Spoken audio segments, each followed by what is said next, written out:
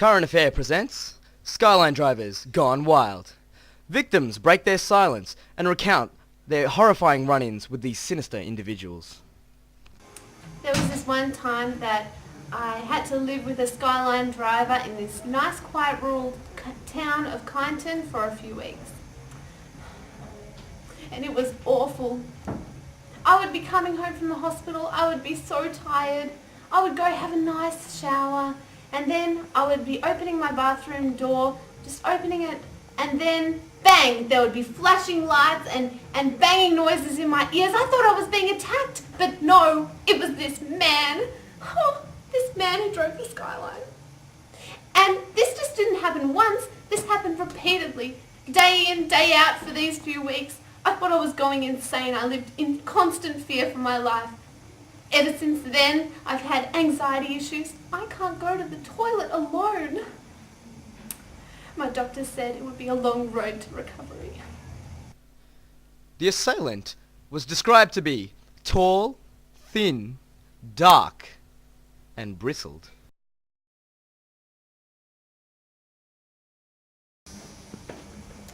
I'd say from my experience, Skyline drivers are the worst. This is what happened to me. One night I was walking home from the milk bar and I hear this huge screech coming up right behind me. So I turn around and this big flash of grey just comes up around me. It's a dark Skyline going around the bend at 100 kilometres an hour. It misses me by a metre, this close to me honestly, and smashes into the barriers right in front. I was absolutely shell-shocked. I was just standing there frozen. And I see this dark figure getting out of the car. Look, I wasn't sure, it could have been the driver's shadow, but I just ran off because the person looked dodgy, honestly. And I was just so traumatized by that experience, I had to join a support group. Victims of Skyline Drivers Anonymous. The suspect was described to be long, thin, dark, and hard. Yeah, I knew a Skyline driver once. And let me tell you, Skyline drivers are the worst people to lend money to. I'll tell you what happened to me. Now, we were going on a trip once, and this mate of mine, he was a bit strapped for cash at the time, so he asked me if I could pay for him. And I was like, okay, fine, I'll do that. So I paid $250 for him, and I thought he would pay me back within the next couple of weeks or so.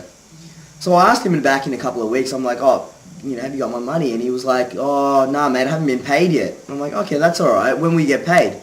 He said, oh, in about a week's time. So I'm like, all right, that's cool. So I'll get it in about a week's time. He's like, yeah, that's fine. So in a week's time again, I asked him, and he was like, oh, sorry, mate, I'm a bit strapped for cash. So I thought that was a bit weird, but I was like, okay, all right, fine. Well, try and get it to me as soon as possible. Now, about 1 or 2 months rolled over, and I still hadn't got my money.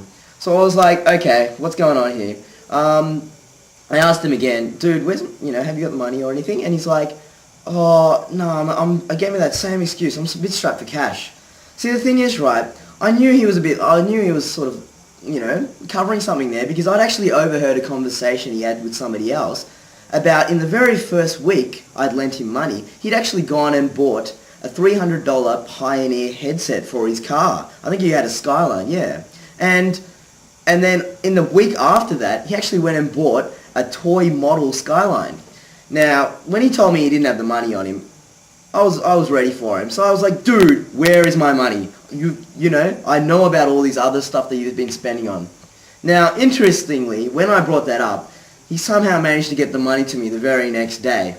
But I learnt my lesson, never to lend money to Skyline drivers again. Oh, and by the way, mate, you still owe Chamara and you still owe Harry money. The suspect was described to be long, thin, dark, and burnt. Since these interviews were conducted, an anonymous tip led the police to a double-parked Skyline with a for sale sign attached to it.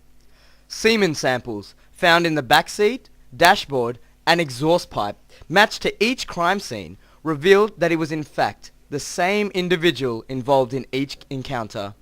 Niroj Winston Douglas, formerly known as Niroj Winningston Bastian Pillay.